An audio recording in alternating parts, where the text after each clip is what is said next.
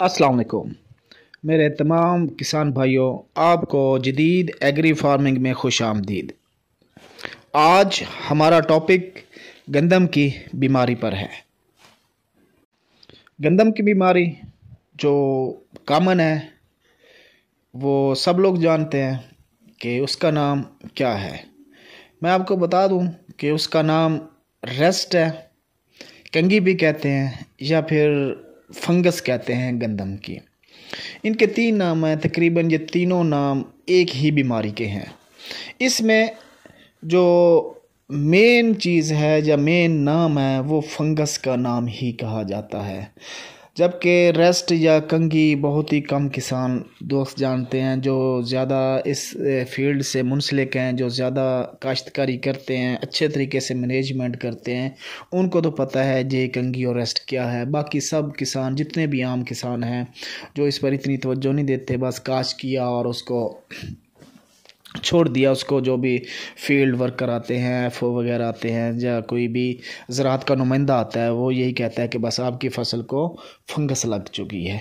दरअसल fungus, rest या कंगी एक ही चीज़ का नाम है।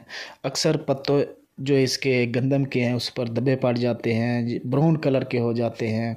छोटे छोटे इसके ऊपर धब्बे होते हैं ब्राउन कलर के, जिसमें ये पत्ता सरसब्ज नहीं रहता, थोड़ा सा उसका चेंज हो जाता है। लेकिन इसमें आप लोग ये ना समझें कि जैसे पत्ते पीले हो जाते हैं शायद वही फंगस है। वो कोई और वजूहत है, मौसमी वजूहत हो सकती हैं, लेकिन असल जो उसकी निशानी है पत्ते के ऊपर निशान होंगे जो कि फंगस या रेस्ट की निशानदेही करते हैं। अब हम आते हैं कि ये होता क्यों है, क्या वजूहत हो सकती है।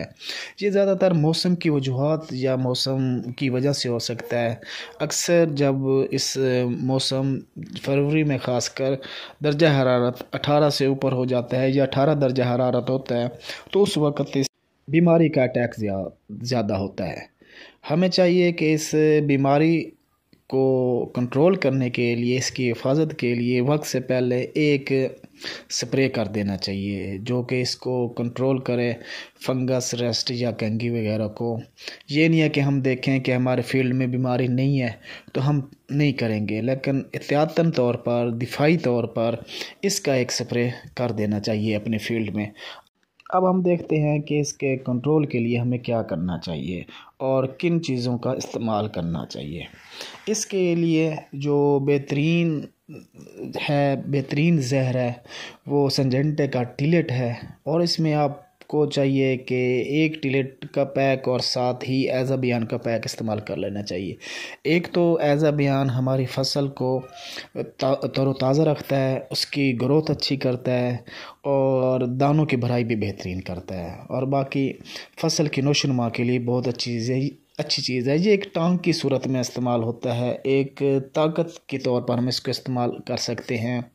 इसका इस्तेमाल लाजमी करना चाहिए। बाकी भी फसलियात जितनी भी हैं उसमें अगर हम जहर कोई भी इस्तेमाल कर रहे हैं, अगर एज़ाबियान साथ मिलाएंगे तो रिज़ल्ट इसका डबल हो जाएगा।